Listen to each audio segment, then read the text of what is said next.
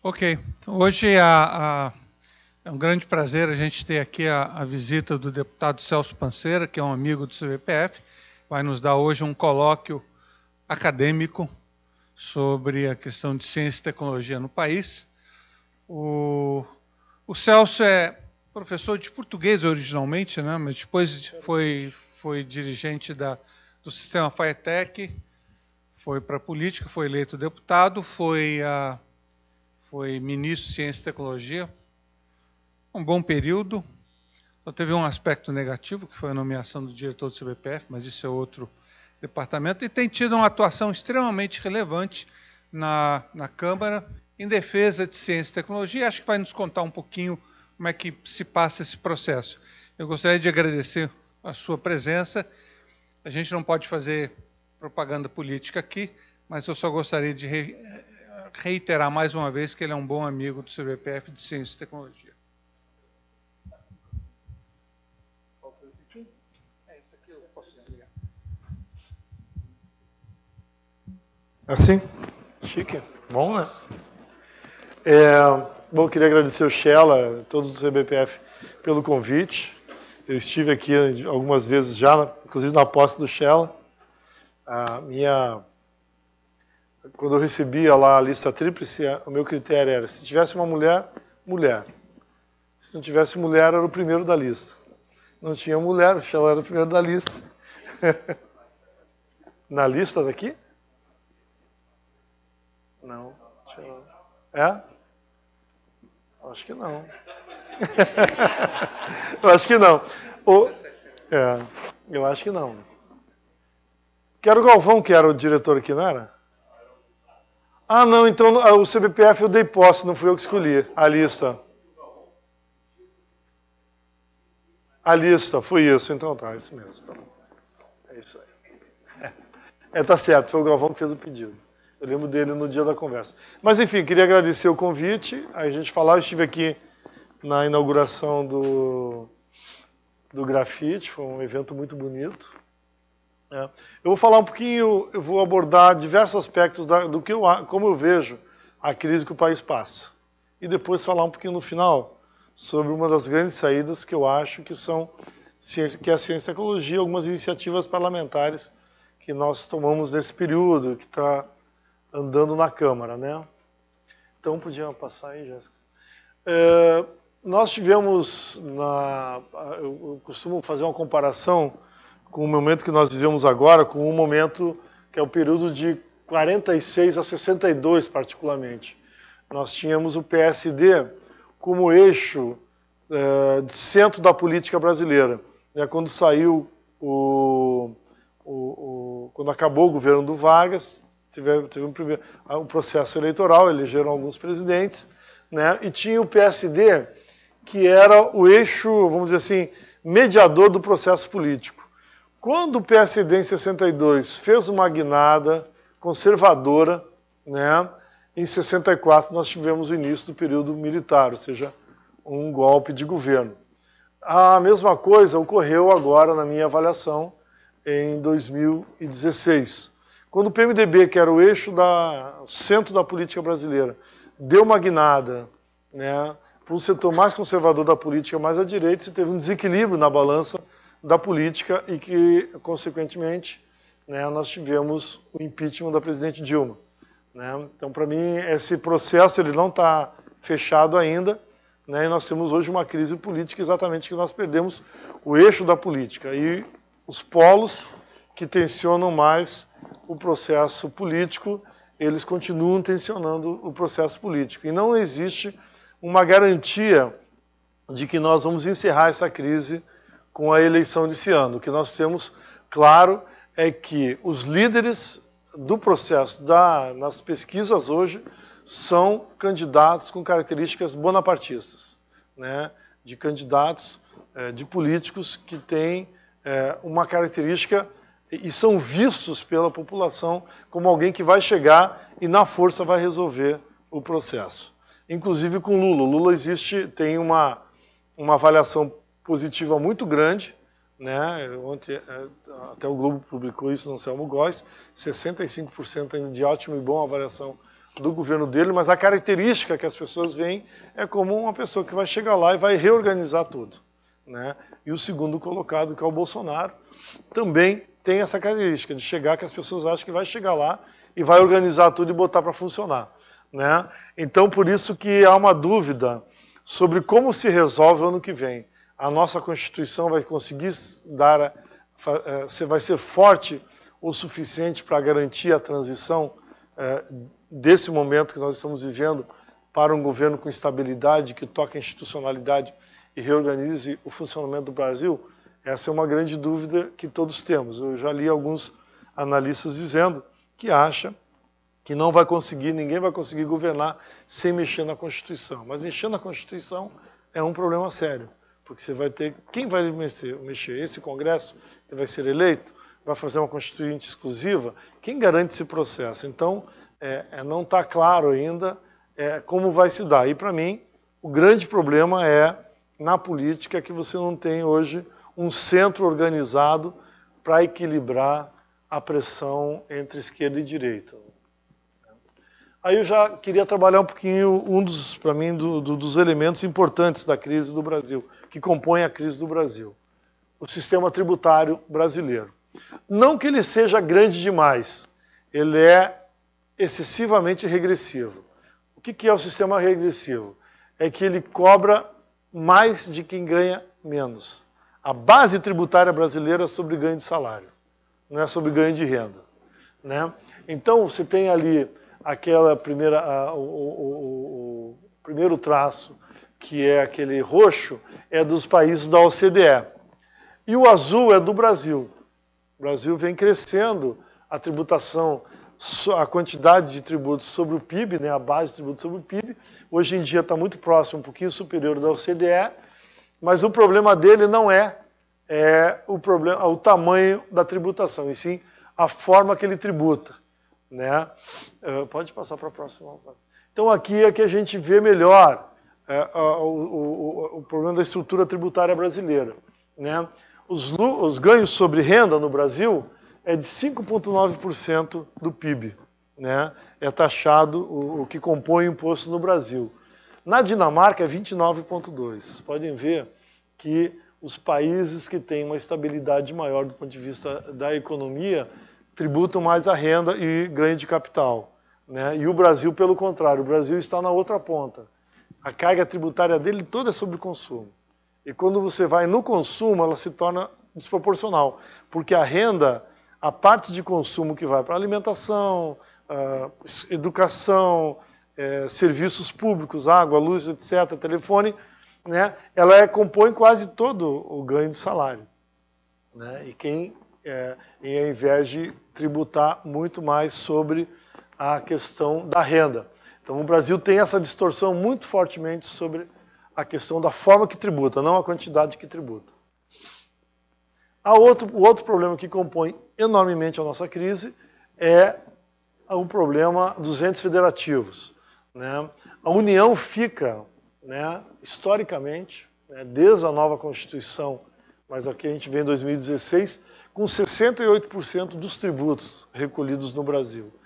Os estados com 25%, os municípios com 6,3%. Quem garante o dia a dia do cidadão?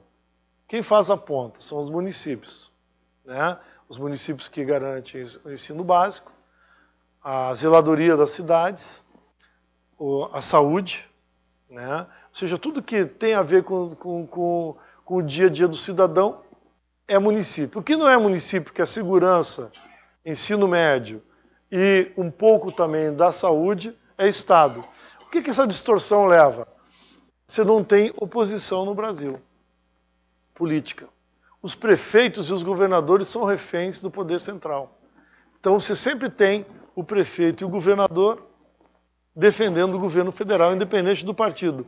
Porque ele depende muito fortemente das transferências voluntárias do governo federal para que ele consiga funcionar, né? Então você não consegue estabelecer uma relação de oposição, de debate político entre os entes federativos, e há uma dependência muito forte de quem faz a base, quem está o dia a dia, e por isso que os nossos municípios estão tão falidos. Porque a parte tributária, o que fica com eles, é muito baixo, gera essa distorção. Deixa eu passar a próxima. E aqui você tem um quadro geral dos tributos no Brasil, né? Vejam vocês, o nosso problema é a Previdência? Não é. Qual é o nosso problema? Dívida interna e dívida externa. 40% dos gastos, né, do governo federal geralmente são para sustentar o problema do pagamento dos juros. Dos 3 trilhões e 500 bilhões de reais do orçamento da União desse ano, 800 bilhões são para pagar encargos especiais. Disso, amortização e juros. Qualquer sistema, nada sobrevive com esse valor. Por quê? Porque no Brasil, as pessoas compram, as empresas, títulos da dívida para ganhar dinheiro. Nos Estados Unidos, elas compram para ter garantia que o seu patrimônio está garantido. Elas pagam. Lá o juro é negativo por quê? As pessoas pagam para ter título do governo federal, que é uma garantia de que ele, quando precisar, vai vender, vai ter liquidez e vai ter o retorno. Aqui no Brasil, não. Compra-se título para ganhar dinheiro. E não tem, o sistema não suporta isso. Então, quando o governo diz que o nosso problema é a Previdência, isso aqui está provado que não é o nosso problema, não é a Previdência. Né? Só voltar lá um pouquinho, Jéssica. Então, esses para mim são alguns dos problemas que nós temos hoje para resolver para o Brasil funcionar. Reforma política, uma melhor relação entre os entes federados, reforma tributária, são essenciais. Para a gente dizer assim, vamos reorganizar o país e tocar o país de uma forma mais estável e equânime, né? Pode passar. E aí eu vou entrar falar um pouquinho sobre ciência e tecnologia. E aí a gente abordar alguns aspectos de como o mundo vê e a gente não vê a ciência, né? Lá está lá o Keynes, né? O importante para o governo não é fazer coisas que os indivíduos já estão fazendo e fazê-los um pouco melhor ou pior, mas fazer aquelas coisas que no momento não são feitas de forma alguma, né? Isso é o Keynes. Aí a Mariana Mazzucato, que é uma economista da nossa atualidade, ela vive na Inglaterra e estuda na Inglaterra, mas ela é italiana. Ela escreveu algumas falas, né? Mas particularmente, todas as tecnologias que tornaram o iPhone de Jobs tão inteligente foram financiadas pelo governo, né? Ou seja, como o governo é fundamental para a ciência brasileira, o poder do mundo, o poder público. Quem financia ciência pura, ciência aplicada, para depois os inovadores da iniciativa privada transformar em produto e agregar valor, é o Estado. O Estado tem esse dever, essa obrigação de fazer. Não adianta achar que a iniciativa privada vai bancar a ciência. E esse é um discurso recorrente no Brasil. O ataque às universidades públicas, como se isso fosse um problema, e o ataque ao setor público de pesquisa, né? Como se tirar dinheiro desses setores resolveria o problema da nossa crise, né? E aqui nós temos duas referências mundiais, inclusive o Keynes, que diz que o Estado tem a obrigação de fazer aquilo que ninguém está fazendo. E fazer aquilo que ninguém está fazendo hoje, em dia, é ciência, é pesquisa, né? É criar condições para que os inovadores inovem, mas o Estado tem que criar. Então você tem a tela sensível, tem o GPS, tem a internet, tem os primeiros algoritmos, tudo isso foram financiados pelo governo americano e que depois o Jobs pegou e transformou em produto. Um pouquinho de física, que você sabe melhor do que eu, mas eu achei importante a gente falar um pouquinho, né? A importância da física e a economia na sociedade de perspectivas, né? A questão das mudanças climáticas, né? O entendimento mais completo do vasto sistema físico que interliga a atmosfera, oceanos, massa, terra, biosfera e radiação.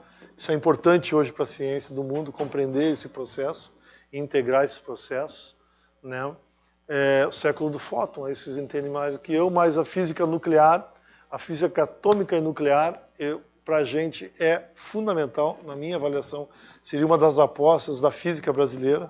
Por quê? O Brasil tem a quarta, quinta ou sexta reserva do urânio natural do mundo, domina todo o ciclo de enriquecimento, né?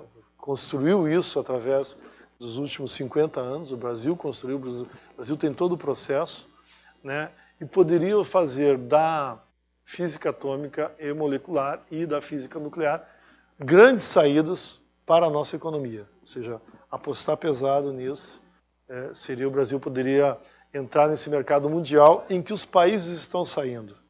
Mas a energia nuclear hoje em dia é uma das mais seguras e mais limpas que existe, né? A medicina nuclear hoje para combater doenças como o câncer é determinante. O Canadá está saindo da produção de radiofármacos e radioisótopos. O Brasil está entrando agora na construção do reator multipropósito lá em Aramar. Começou esse ano, a gente startou isso no Ministério, agora começou a construir. O Brasil devia apostar pesado nisso. Física médica e física da matéria condensada e dos materiais. Propulsão, magnetismo, supercondutividade, esses temas correlacionados. Então isso deu uma buscada que eu acho que, já que estamos falando em física, né, a gente apostar de que aqui nós estamos no eixo por excelência de construção do futuro e da soberania nacional, a gente tem que ter a compreensão desse processo aqui. Acho que o ponto de importância, você sabe mais do que eu, vamos para a próxima. Bom, aqui eu queria falar um pouco, então, a gente entrando mais do Sistema Nacional de Inovação. O que compõe o Sistema Nacional de Inovação? O FINEP, BNDES, CNPq e CAPES. Todos vocês já têm uma noção, exceto os alunos lá de trás, que um dia saberão, né, da importância dessas 4 siglas, essa sopa de letrinhas, para a ciência brasileira. Particularmente o CNPq e os institutos nacionais, né, de ciência e tecnologia, é fundamental. E a FINEP, que entrou fortemente no financiamento da infraestrutura e a renovação da infraestrutura de pesquisa do Brasil nos últimos anos, e deu uma melhorada substancialmente. Agora engasgou, porque o orçamento está travado totalmente. E vocês podem ver que, depois de 2004, o Brasil tomou uma série de medidas do ponto de vista legislativo para melhorar o ambiente de inovação e de ciência brasileira. A Lei de Inovação, a Lei do Bem, o Fundo Nacional de Desenvolvimento de Ciência Científica e Tecnológica, o FNDCT, que nós vamos falar um pouquinho mais para frente sobre ele, a Lei da Biossegurança, que também é de 2005, né?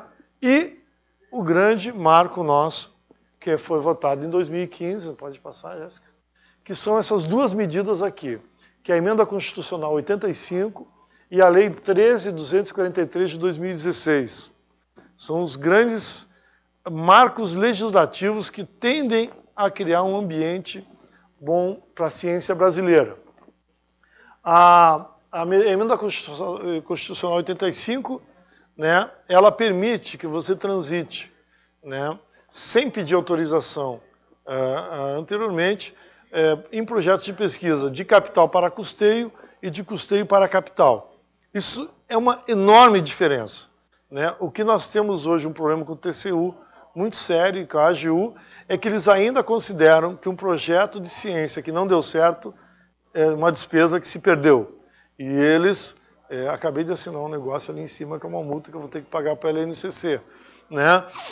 Ainda consideram isso como um erro e não veem o projeto como uma possibilidade de não dar certo.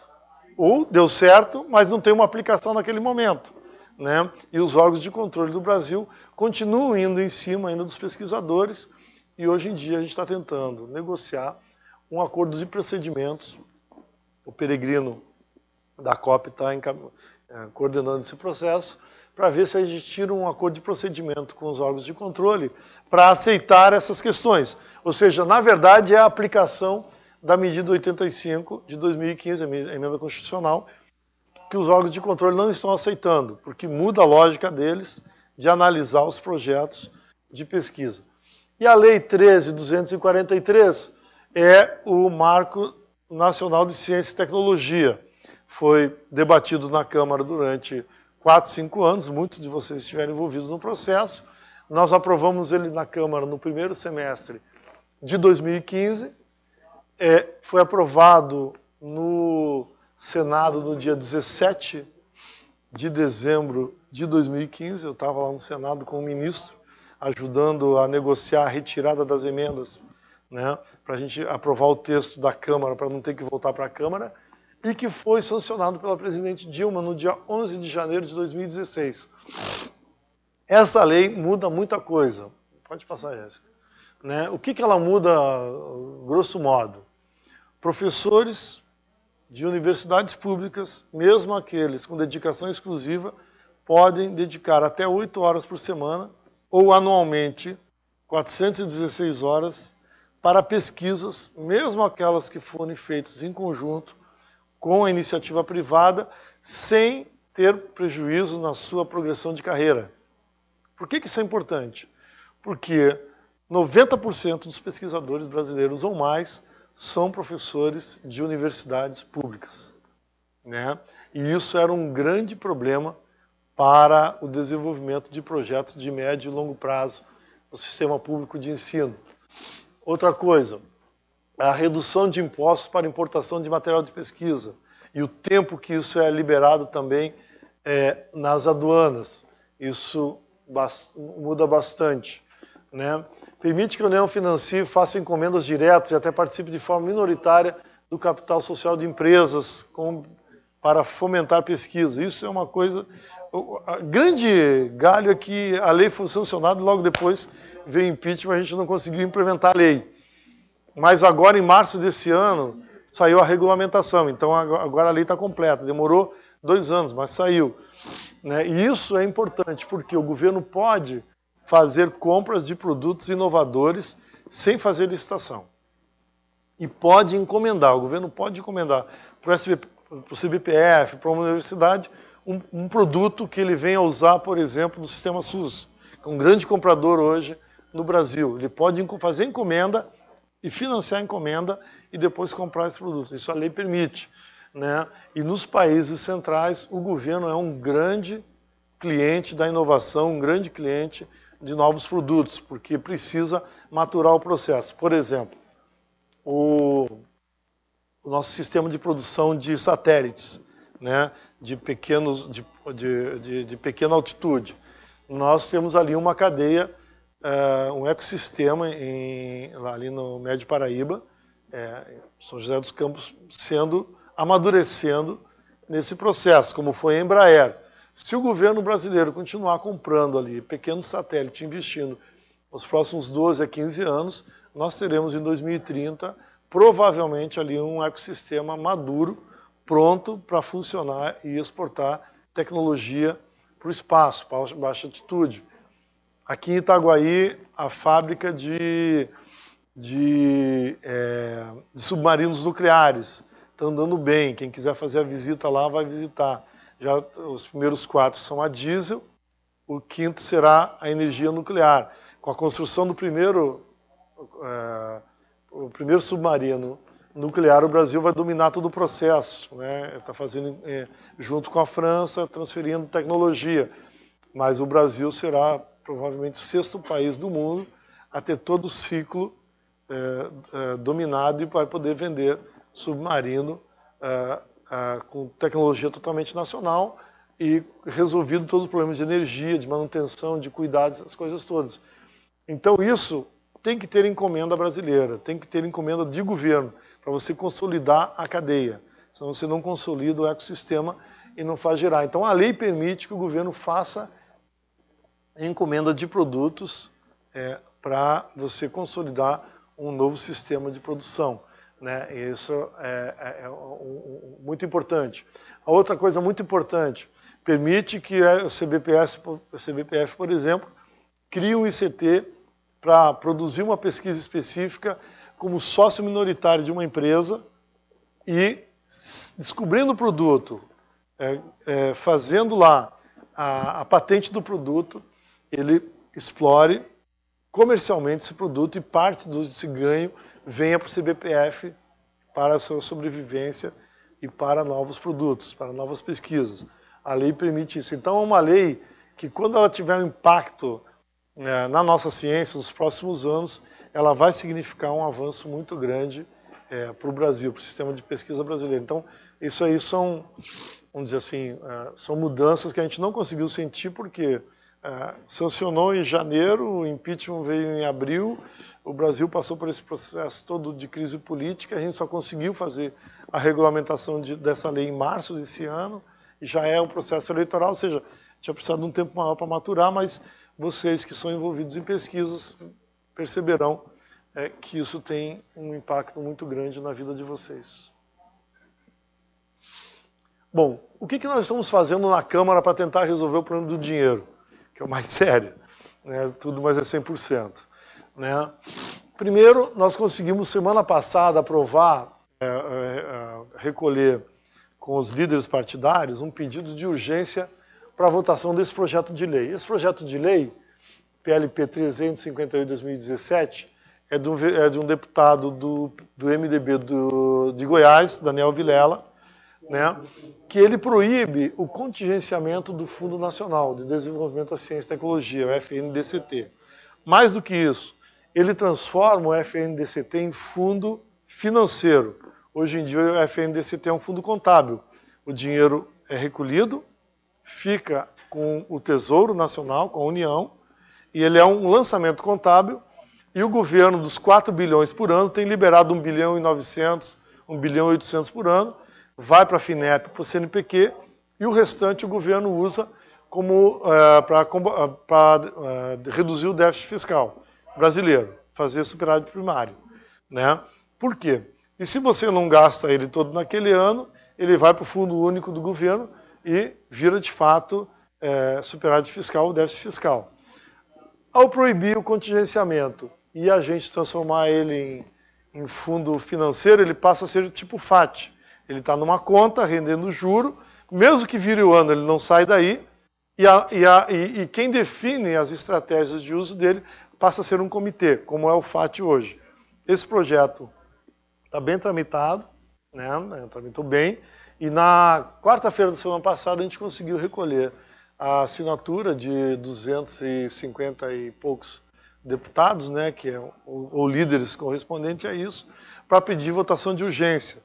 Nós vamos tentar votar a urgência dele até o fim do recesso, até o início do recesso, que é dia 12 de julho, e a gente conseguindo votar a tramitação de urgência, a gente pode forçar a ida dele para plenário em agosto e antes da eleição. Nosso objetivo é antes da eleição votar ele para depois deixar para votar no segundo semestre, depois da eleição no Senado. E por que a gente está aproveitando isso agora? Porque o governo está desorganizado, né? O governo não está conseguindo atuar na Câmara e a gente consegue assim furar o bloqueio que o governo tem feito para a tramitação desse projeto. Isso aqui aprovando, nós teríamos já o ano que vem um fundo a gente começaríamos já um ano com 4 bilhões de reais no fundo financeiro, né? Que é um dinheiro garantido, né? Para dar uma estabilidade para o sistema. E tem um outro projeto, esse é o meu projeto, que é um pedido, a partir de um pedido da ABC, do SBPC, que pega 25% do Fundo Social do Pré-Sal e joga para a ciência. O Fundo Social do Pré-Sal é um fundo que, digamos assim, X barris produzido por dia são vendidos e jogados numa conta do governo. Esse dinheiro, o ano passado, em 2017, significou em torno de 400, em torno de 7 bilhões de reais. Disso aí, 37,5 foi para a educação, já está sendo usado pela educação, 12,5 para o SUS e 50% ficou depositado nessa conta que o governo usa. O que nós estamos pedindo? Que 25% dele vá para a ciência. O presidente da Câmara, Rodrigo Maia, disse que, como isso não é despesa nova, é dinheiro que existe, ele vai ajudar a bancar a votação. Então também nós estamos tentando aprovar a urgência dele. Já temos apoio de líderes partidários para isso. Ver se a gente aprova esse ano. Esse fundo aqui é o realizado. A 2015, o vermelho é o que foi realizado. Então em 2017 deu mais ou menos 1,8 bilhões de reais se tivesse sido aprovado. A progressão dele é aquele ali, em 2030, chegar a mais ou menos 6 bilhões e meio de reais, que é quando o pré-sal brasileiro vai estar em pleno vapor, produzindo e pegando uma parte desses barris e jogando para esse fundo. Né? Então esse também é uma outra iniciativa que o relator é o deputado Eduardo Cury, do PSDB, de São Paulo, né? A gente está forçando para ver se tira a tramitação das comissões e leva, como ele já tem parecer na comissão de mérito, que é Ciência e Tecnologia, levar ele direto para plenário também. Então isso, se a gente conseguir avançar esses dois projetos, podemos dizer que em 2019, ou se a gente aprovar em 2019, enfim, a gente passa a ter uma segurança do ponto de vista financeiro para financiar o sistema nosso de ciência e tecnologia. Eu, assim, não sou totalmente otimista, mas também não sou dos mais pessimistas.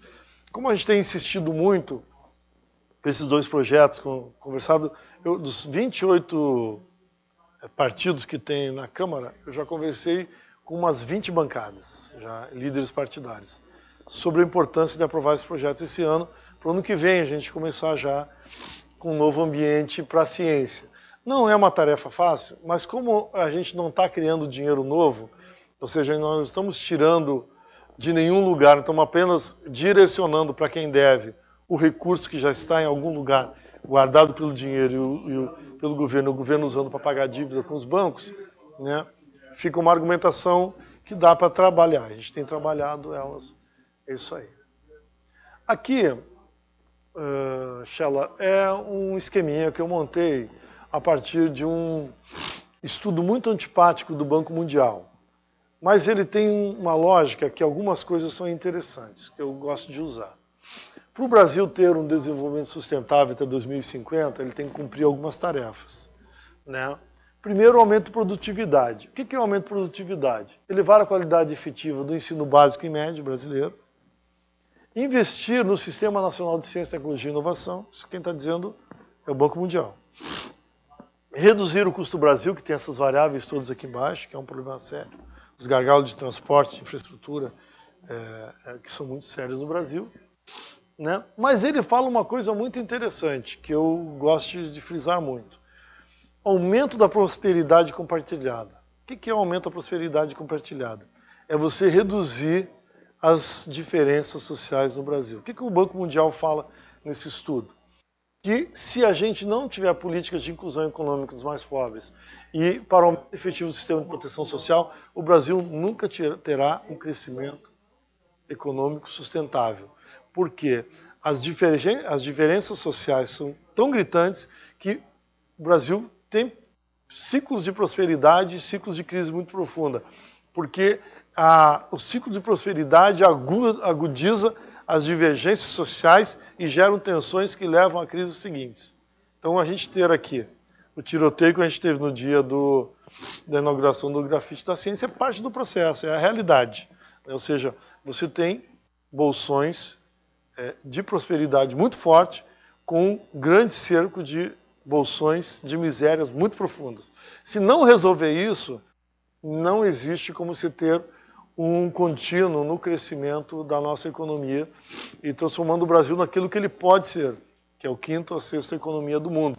O Brasil já beliscou, né? Chegou a sétimo, beliscou o sexto lugar e caiu para nono de novo, né? Por quê? Porque ele não consegue sustentar, porque é desigual demais e o país não consegue, ele tem essa série de gargalos e não consegue estabilizar num patamar elevado.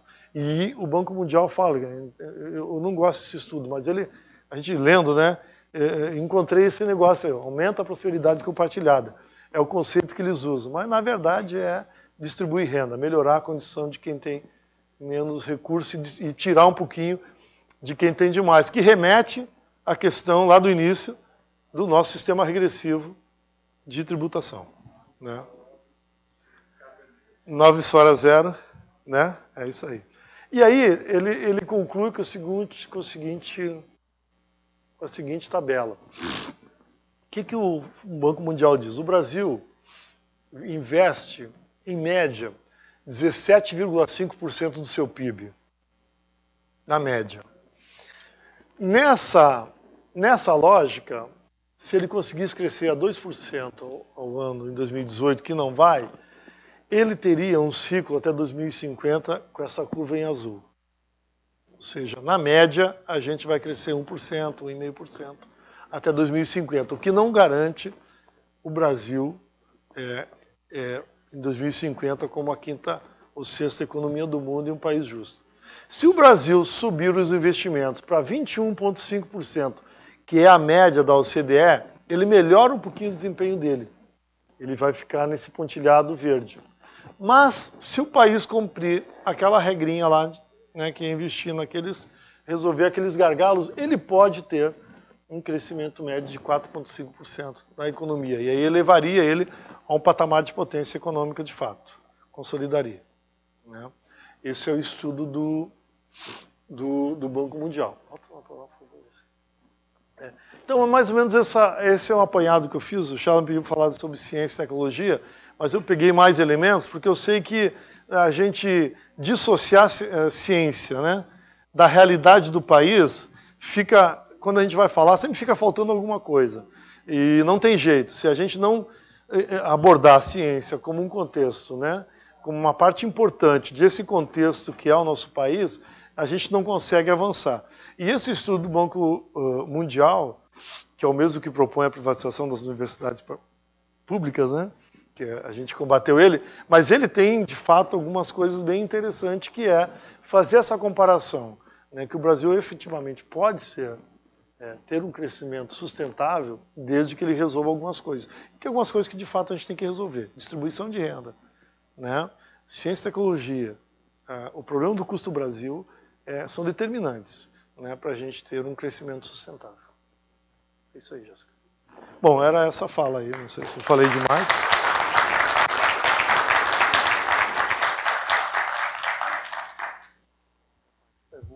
Isso.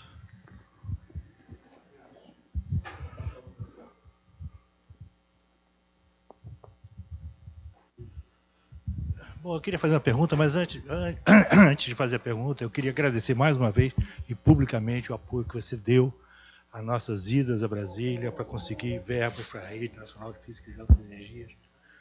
Não só através de uma emenda pessoal tua, né, que deixou de gastar em ambulância e etc., mas investir diretamente em ciência, como também no apoio que deu para acabar tendo a emenda do relator Cacalhão, de 4 milhões, que infelizmente o Ministério transferiu para o CBPF, que aliás o CBPF podia agradecer, porque certamente você foi o principal causador ou o principal motor para gerar essa verba de 4 milhões. Mas a minha pergunta é um pouco relacionada a isso mesmo. Quer dizer, eu estive estudando um pouco o problema dos Estados Unidos. Nos Estados Unidos, a questão da ciência, a questão da verba para a ciência, é uma questão de Estado, não é uma questão de governo. Aqui no Brasil, às vezes nem de governo é de ministro. Né? Cada ministro faz a sua política científica. Então, e para ter essa política de Estado, é necessário que você tenha o parlamento envolvido nisso. O parlamento não pode simplesmente opinar ou fazer emendas parlamentares a favor da ciência, mas mexer no próprio orçamento da nação para fazer com que a ciência seja contemplada e seja uma coisa mais estável. Porque os governos federais mudam, né, os presidentes mudam, e sempre há uma maior estabilidade no parlamento. Então, nesse caso, tem um caso concreto. Agora, no NSF, o Trump tirou 30% do orçamento, né, e o parlamento foi lá e recolocou. Ou seja, de uma forma concreta, não só através de pequenas coisas, mas através de mudanças radicais na postura na proposta de orçamento do governo federal. A minha pergunta é, o que precisaria para o Brasil entrar nesse caminho de tornar a ciência como uma política de Estado e não de governo?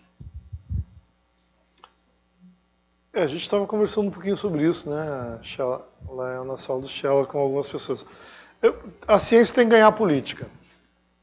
Não tem jeito. Tem que ganhar política.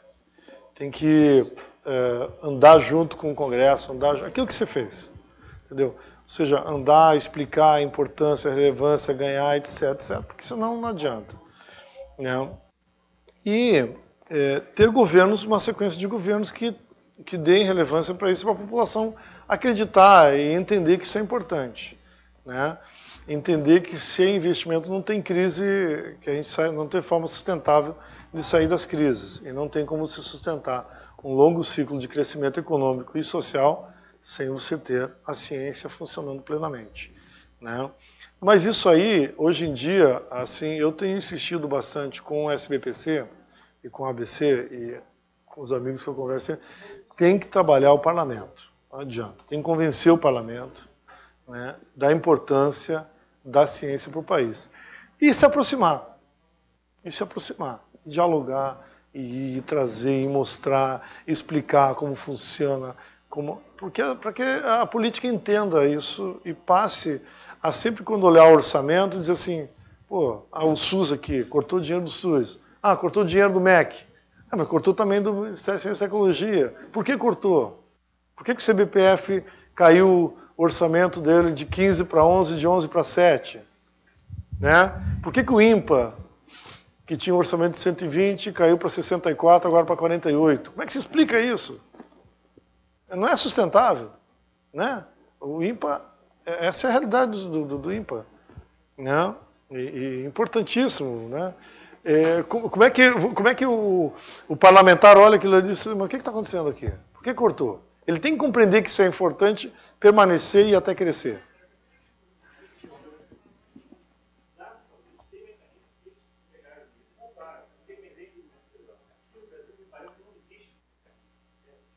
Não, pois é, uma das coisas, um mecanismo importante, o orçamento, por exemplo, transformar o FNDCT em fundo contábil, fundo financeiro, é importantíssimo. Porque ele passa, vamos dizer assim, mesmo que o governo queira, ele não tem, o FAT, por exemplo, hoje o FAT é uma realidade. O governo tem que ter estratégia para o FAT, porque o FAT está ali e vai ser gasto naquelas definições dele, porque ele está investido na Caixa Econômica Federal rendendo juro. Se o governo não usar, ele vai continuar lá. Então o governo passou a usar, né? A ideia do FNDCT ser financeiro é exatamente isso, é botar ele num lugar físico ali. Aquele é um dinheiro que, se o governo gastar ou não, ele não vai poder lançar mão. E ele é obrigado a funcionar. Nos Estados Unidos é um pouquinho diferente, porque eles, até onde eu sei, né, do que eu estudei, o próprio Congresso encomenda, né, das academias estudos de impacto, né? Tem um problema de uma doença, a perspectiva de um avanço na fronteira do conhecimento tal. O próprio Congresso encomenda estudos e para, a partir daí, ver como trabalha isso no orçamento. No tempo curto que a gente teve lá, uma das coisas que eu fiz assim foi eu aumentei o subsídio da ABC e do SBPC de 1,2 milhões para 4 milhões por ano. É pouco, mas eu fiz isso e encomendei pesquisas, né? Por exemplo, uma das coisas que eu encomendei da Academia Brasileira de Ciências foi um estudo sobre a Estratégia Nacional de Ciência e Tecnologia, a ENCT, e o Livro Azul, que foi o resultado da segunda Conferência Nacional de Ciência e Tecnologia, que é o que foi aplicado, né? O que não foi aplicado e o que fazer para aplicar aquela estratégia e quais são as atualizações dessa estratégia. Infelizmente não deu tempo para a gente avançar nisso aí, mas é uma forma, por exemplo, né, é o próprio parlamento financiar as associações, as organizações que cuidam de ciência e tecnologia, encomendando delas estudos. E a partir daí ele determinar o orçamento. Essa cultura, por isso que eu digo assim, a cultura tem que aproximar do parlamento. Se tem um lugar para ir, é ganhar o parlamento e dizer, olha, isso aqui é importante. Porque aí você passa quando eu receber o orçamento da União, você, mas que negócio é esse? Hoje em dia é uma súplica. Você conseguiu uma reunião com o relator do orçamento, você mesmo viu a dificuldade que tinha para sentar com o relator Cacaleão, explicar para ele, não entendia nada. Né? E é porque não está acostumado a fazer isso. Né? Porque não vê naquilo ali importância. Né? Exatamente. Só? Podia ver de novo essa última transparência? Você podia colocar lá, por favor? Tem uma pergunta, comentário, se refere a essa última... Essa ou a anterior? Essa aqui. Essa transparência é um resultado está contida no relatório do Banco Mundial. Ele fez o estudo em 2016. Isso. Publicou ano passado, se não me engano. O meu comentário é o seguinte, aqui essa linha azul mostra uma taxa de crescimento declinante para a economia do Brasil, certo? Isso.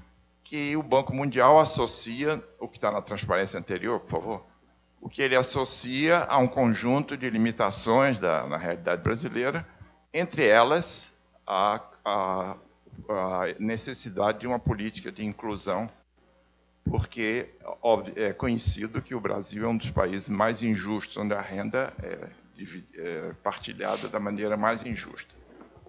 Dado que, após o golpe do impeachment, o governo vem tomando uma série de medidas que, na verdade, atingem os mais vulneráveis, ou seja, que aprofundam as diferenças sociais, que já são dramáticas no Brasil, é de se prever que, com esse quadro de agravamento da distribuição de renda, a gente venha a ter uma evolução do crescimento da economia ainda pior do que aquela projetada pelo Banco Mundial. O que Sim tem... ou não? Volta lá para o gráfico. Esse aqui, ó. Ele está projetando, no atual quadro, 2% em 2018. Já estamos pior que isso. Já estamos pior que isso. O que vai acontecer? O que pode é não fazer aquilo e você ter pico de crescimento, mas depois você tem negativo. Como foi, nós tivemos diversos anos de crescimento e depois nós tivemos 2 anos de economia negativa, né, que derrubou a nossa economia. Você vê o tombo que nós tomamos com 2 anos seguidos de crescimento negativo do PIB. O que ele diz?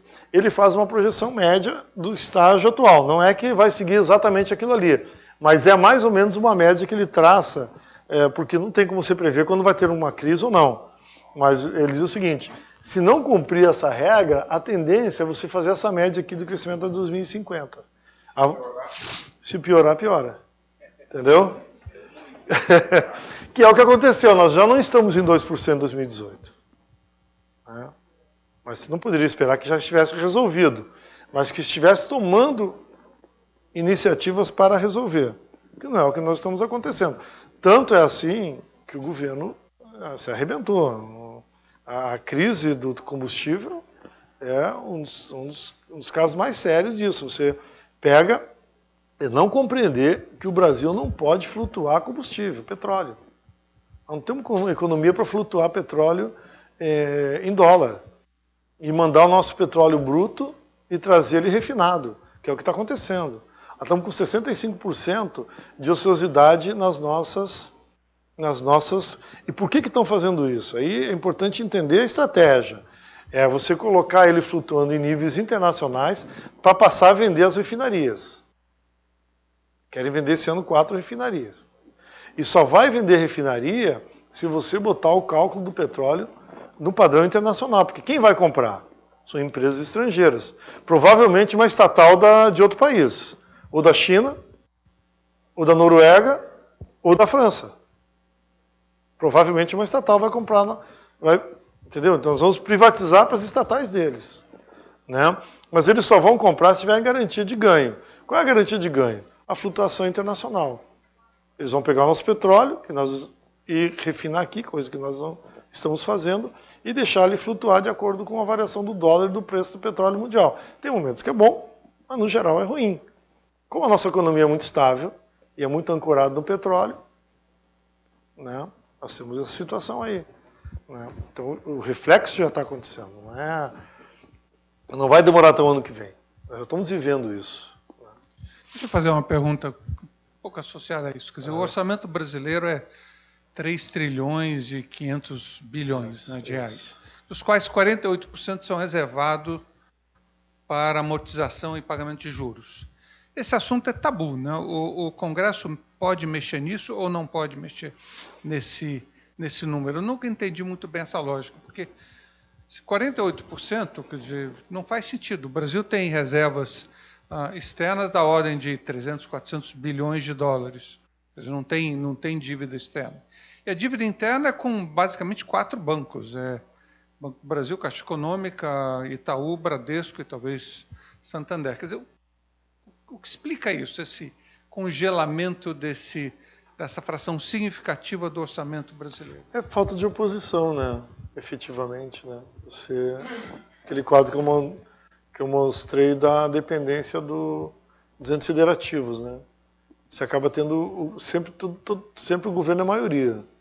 Você não tem uma oposição que trabalhe sistematicamente. Então, chega no orçamento nesse momento, o Congresso mexe só em cosmético. Não mexe, em grosso modo. O correto seria o quê? A crise do Rio de Janeiro. Não resolve sem uma auditoria da dívida, sem acabar com a dívida do Estado, né? E por que ela existe? Para não quebrar de vez a União. Mas nós, quando venderam o Banerj e federalizou a nossa dívida, a União assumiu a dívida do Estado, a nossa dívida era de em torno de menos de 7 bilhões de reais, dos quais do Estado do Rio. E ainda venderam o Banerj, vocês lembram, 2,8 bilhões de moedas podres, senão ele teria sido até menor. Mas tudo bem, 7 bilhões. De lá para cá, o Estado do Rio tomou todo de 35 bilhões de dinheiro emprestado. Obras, Olimpíada, não sei o que, tudo isso. Pagou 66 bilhões e deve 106. É a mesma coisa a dívida com os bancos. Essa é a realidade. Se você não auditar isso e não chegar a um número razoável, como fez a Colômbia, né? Que fez isso? Equador? Tem um país da América Latina que fez e reduziu 1/3 e os caras estão crescendo agora a 1/3, né? Exatamente. Então, não é sustentável. Como é que a gente sustenta o Rio de Janeiro, o Estado? Isso para a União é a mesma coisa. É aquela história que eu falei. O banco aqui, ele compra título da União para ganhar dinheiro e não para ancorar o seu capital. Porque se você compra uma casa, você vai ter dificuldade para vender. Mas um título público, você vai lá e transforma em dinheiro. Né? E a União está dando a garantia de que aquele teu recurso está ali. Tu vai perder um pouquinho, mas ele está ali. Né? E tem liquidez. Aqui no Brasil, compra para ganhar dinheiro. Então, você vai cada vez mais a dívida interna, né, se tornando inadministrável. E o Congresso não enfrenta, a gente não consegue enfrentar lá essa questão. Tanto que uma das maiores autocríticas, por exemplo, do Lula é essa questão, não ter enfrentado essa questão, que é sério. Que a dívida brasileira, comparada com outros países, não é particularmente significativa como fração. O que explica que a principal grupo de mídia do Brasil cria uma instabilidade política como foi a de 2016, as vésperas da Olimpíada? É porque ela não vive mais da atividade fim dela. É financiarização. Ela vive ganhando dinheiro no mercado financeiro. Ela sustenta a atividade fim dela, mas não vive disso aí. E aí ela permite criar instabilidade porque ela está ganhando no sistema financeiro. Quanto mais instabilidade, mais você ganha. É essa lógica que está funcionando. Não tem outra lógica. Né? Não tem outra lógica. Tudo funciona em torno do sistema financeiro. E aí quanto mais instabilidade, mais o governo paga, mais ganha quem especula. Né? Por isso, essa lógica de o tempo todo destruir. Né? Também não faço questão de ser gravado. Celso, é o seguinte... Eu estou lembrando aqui, em época da Copa, o teorema do Garrincha. Tem que combinar com os russos, não é?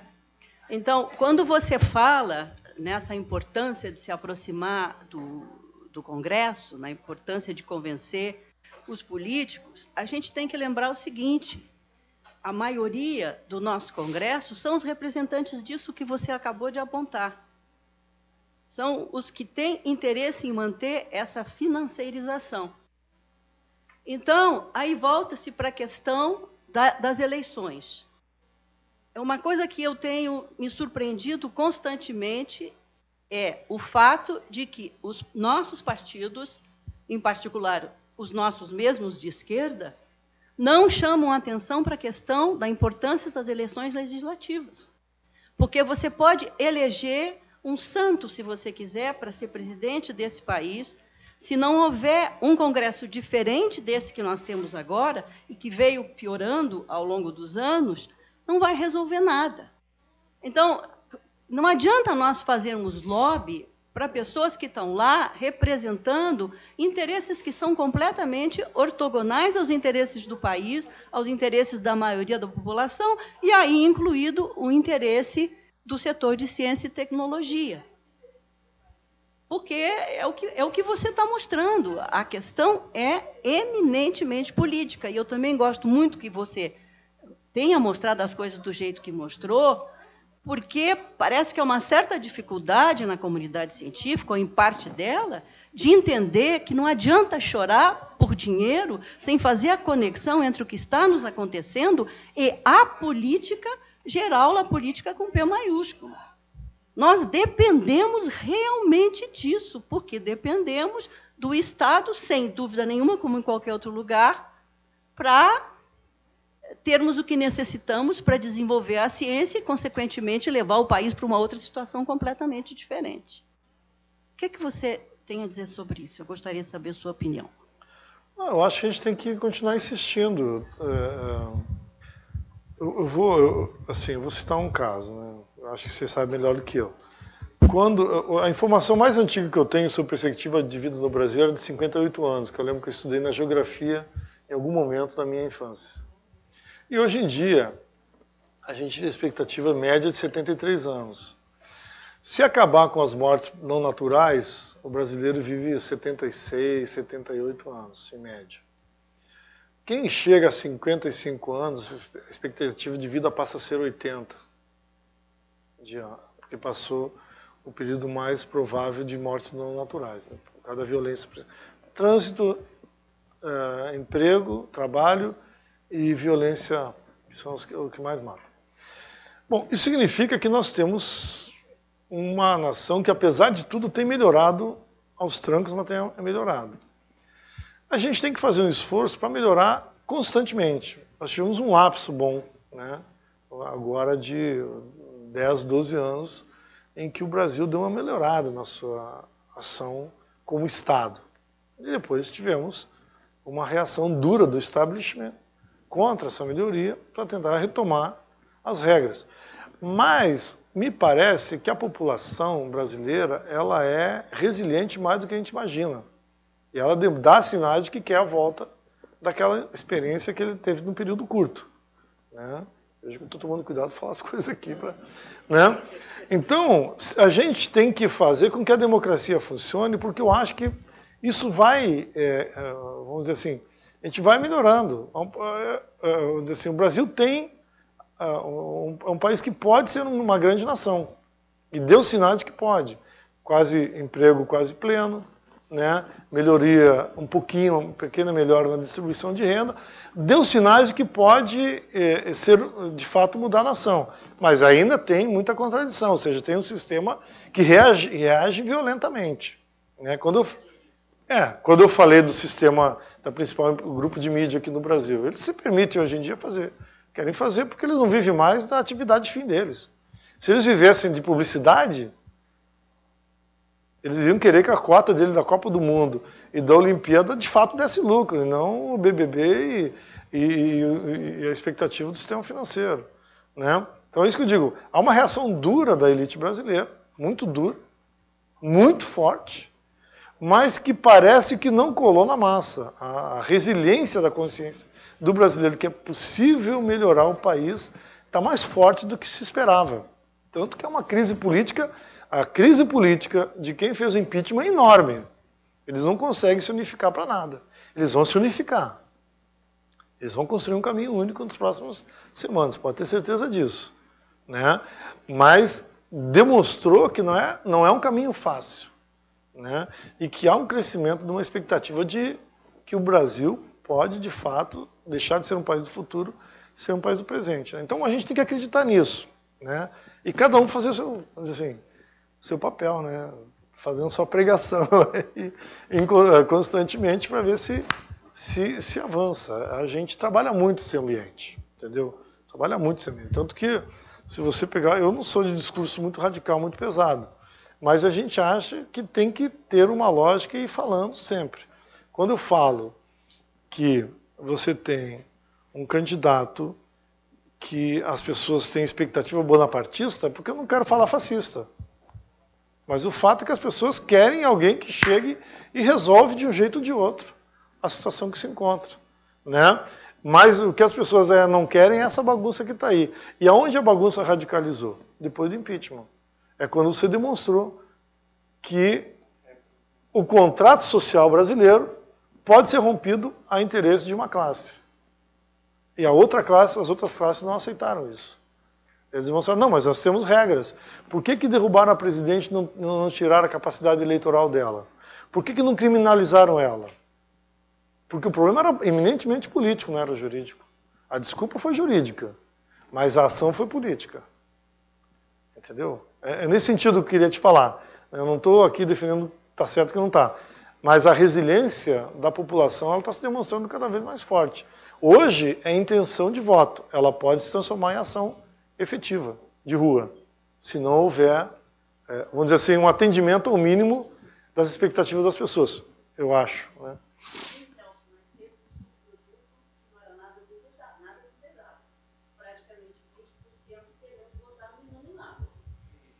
Mas isso já... em 2002, teve um candidato com características muito parecidas com isso, teve 17% dos votos. Em 89, teve um candidato com características muito parecidas, também teve uma boa parte. Existe uma parcela da população.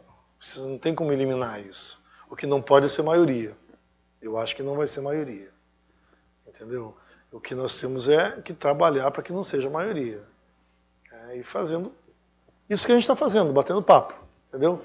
Conversando, dialogando, levando para frente. Mas assim, a minha campanha foi assim, o meu jingle era assim, para trabalhar e continuar o que a gente já começou. Minha primeira candidatura, me elegi com esse jingle, né? Não sabia que ia acontecer isso tudo, quem ia imaginar que eu ia chegar nesse nível. Mas o fato é que a gente chegou a pensar que dava para tocar daquele jeito. Mas eu tenho a impressão que a gente vai, ano que vem, viver um outro momento político. Eu tenho essa sensação.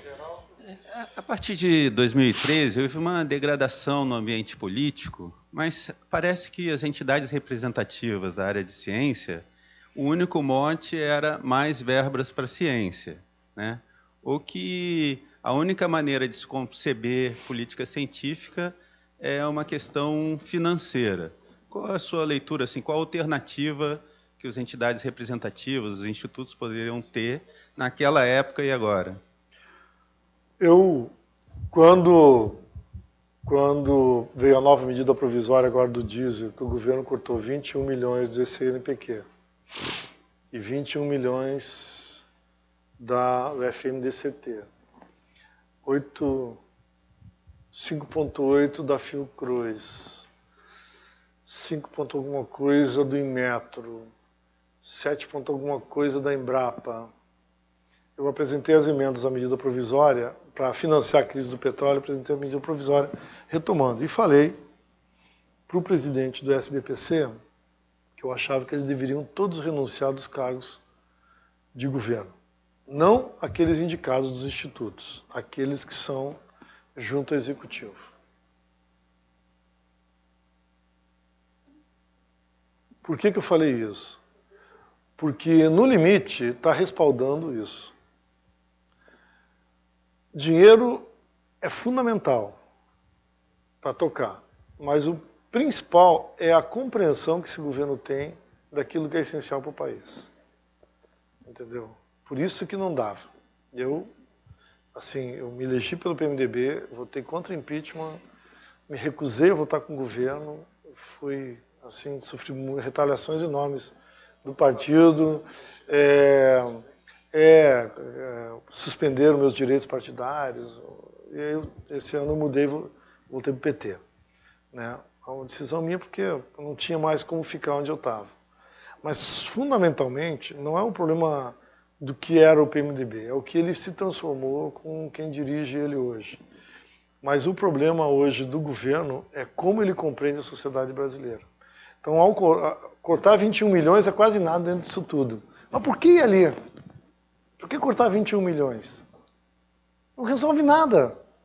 Então, cortar 5 milhões da Fiocruz, que faz pesquisa de Zika, nada no meio dessa crise. a raiva que dá é essa compreensão pequena das coisas, entendeu? Então o que eu acho que tem que fazer é isso que nós estamos fazendo no CBPF, é aproximar o setor, a ciência da política. É muito importante. A política é que move os governos, que determina as prioridades.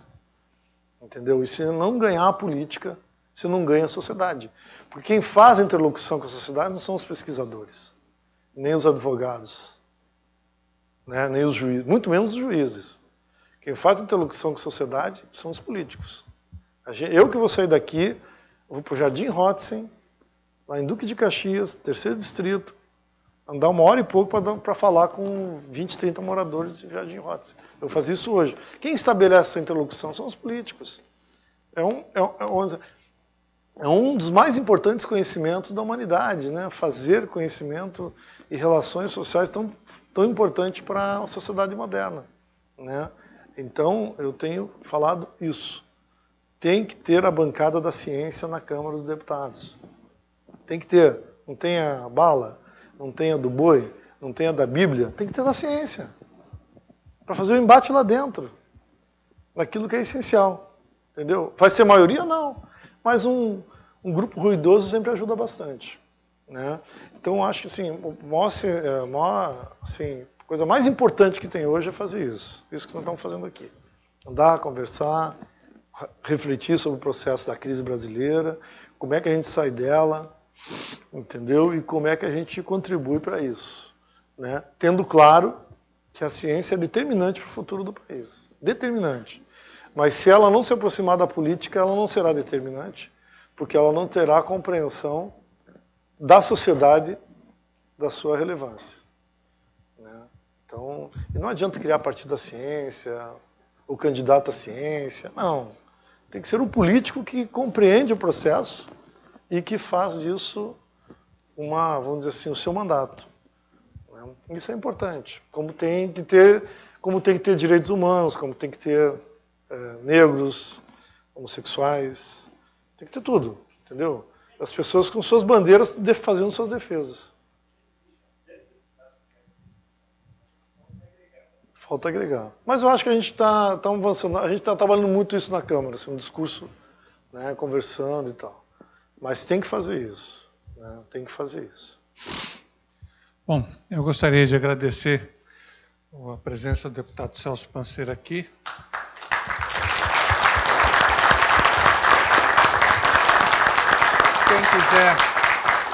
Quem quiser ajudar depois, mais adiante, está uma lista que pode deixar o telefone com a Jéssica para, enfim, ajudar a reelegê-lo. Isso aqui não é um chamado que ele não pode fazer política aqui, mas, enfim, quem quiser, converse com a Jéssica. Então, mais uma vez, muito obrigado pela sua presença. Tem minhas mídias aí, põe o endereço lá, quem quiser falar com a gente. Né? Isso. Eu queria agradecer a vocês, tá? Eu sei que as pessoas não estão acostumadas a falar sobre política muito, há um certo tabu, é comum isso, é mais fácil falar de futebol, de Bíblia, de não sei o quê. Mas é importante a gente falar sobre política porque ela é determinante. Né? Eu faço isso desde muito pequeno. O primeiro comício eu acho que participei com 15 anos, ou menos que isso, eu gosto. Né? E nunca vivi disso. Nos últimos 3 anos que eu tenho meu salário de parlamentar. Mas é importante a gente, nesse momento, compreender o processo histórico que a gente está vivendo. Né? E se envolver com esse momento. Porque depois que a Inês é morta, entendeu? É difícil. Aqui, todos que tem aqui já viveram um período mais duro dessa nação. E sabe como era difícil? Não dá para negar. Né? Você não poder falar as coisas. Hoje em dia, a gente fala, né? Era muito pior. A vida era muito mais dura. Né? E a gente alcançou alguns passos. Tem uma Constituição que é minimamente moderna. Né? Então, e vem a eleição agora. Eu acho que a gente pode construir de novo um caminho bom para o ano que vem. Agradecer o Shella aí, agradecer a todos vocês. Estamos à disposição. Valeu.